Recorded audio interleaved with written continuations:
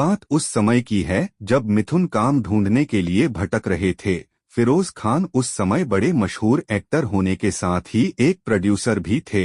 उनकी फिल्में बहुत पसंद की जाती थीं और वह अपनी फिल्मों में स्टार्स को चुन चुन कर लेते थे। अपनी अलग ही कहानी और अपने चुनाव के चलते फिरोज की फिल्में सुपरहिट हो जाती थीं। उस समय फिरोज खान कुर्बानी फिल्म बना रहे थे और फिल्म के लिए उन्हें एक दमदार अभिनेता चाहिए था। इस फिल्म के लिए उनकी पहली पसंद अमिताभ बच्चन थे। हालांकि अमिताभ ने इस फिल्म में काम करने से साफ इनकार कर दिया था। अमिताभ के मना करने से फिरोज का दिल टूट गया, लेकिन फिर भी वह अन्य बड़े बड़े अभिनेताओं से बात करने में लगे रहे। इस दौरान रणधीर कपूर ने उनसे बात की क्योंकि वह फिरोज के बहुत अच्छे दोस्त भी थे। हालांकि फिरोज उन्हें फिल्म में नहीं लेना चाहते थे। उन्होंने रणधीर को लेने से साफ मना कर दिया। उस दौरान फिरोज किसी नए चेहरे को भी तलाशने लगे। इसी बीच उनकी मिथुन से मुलाकात हुई। दरअसल फिरोज खान के भाई अकबर खान थे और अकबर ही मिथुन के दोस्त भी थे। जब फिरोज कुर्बानी फिल्म के लिए नए चेहरे को तलाश रहे थे तो यह बात मिथुन को पता चली। मिथुन फिरोज के साथ काम करने के लिए बड़े उत्साहित थे और इसी के चलते उन्होंने अकबर से कहा कि वह अपने भाई से उनकी सिफारिश करें। यह जानने के बाद अकबर ने फिरोज से मिथुन की सिफारिश की और उन्हें लेकर भाई के ऑफिस पहुंचे। वहां पहले तो फिरोज ने मिथुन को ऊपर से लेकर नीचे तक देखा। उसके बाद वह काफी समय तक उन्हें घूरते रहे और फिर जोर जोर से हंसने लगे। उसके बाद फिरोज ने मिथुन से पूछा, तुम फिल्म करोगे? तो मिथुन ने फिरोज से कहा कि हाँ, मैं इस फिल्म का हिस्सा बनना चाहता हूँ। यह सुनकर फिरोज और जोर से हंसे और बोले, तुम हीरो क्या विलेन बनने के लायक भी नहीं हो। जैसे ही मिथुन ने यह सुना उनका दिल टूट गया और वह वहां से बिना कुछ कहे निकल गए। फिरोज ने ऐसा क्यों कहा कोई नहीं जानता।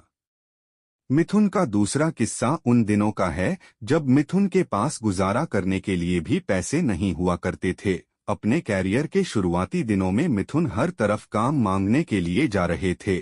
उस समय उन्हें जैसे ही पता चलता था कि कोई डायरेक्टर, कोई प्रोड्यूसर नए चेहरे की तलाश में है तो वह वहां पहुंच जाते थे और काम मांगने लगते थे।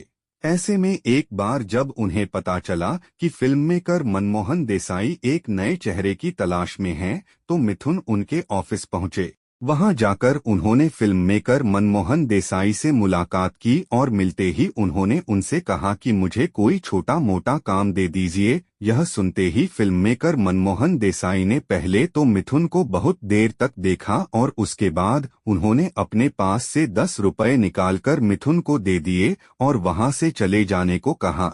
फिल्म मेकर मनमोहन देसाई की बात सुनकर मिथुन का दिल टूट गया और वह वहां से बिना कुछ कहे निकल गए। मिथुन को फिल्म मेकर मनमोहन देसाई का व्यवहार बहुत बुरा लगा, लेकिन फिर भी उन्होंने अपने अभिनेता बनने के सपने को नहीं तोड़ा। मिथुन ने उस 10 रुपए मिलने के बाद यह सोच लिया था कि वह एक सफल अभिनेता बनकर रहेंगे। यह किस्सा भी उन्हीं दिनों का है जब मिथुन अपना कैरियर बनाने में लगे हुए थे।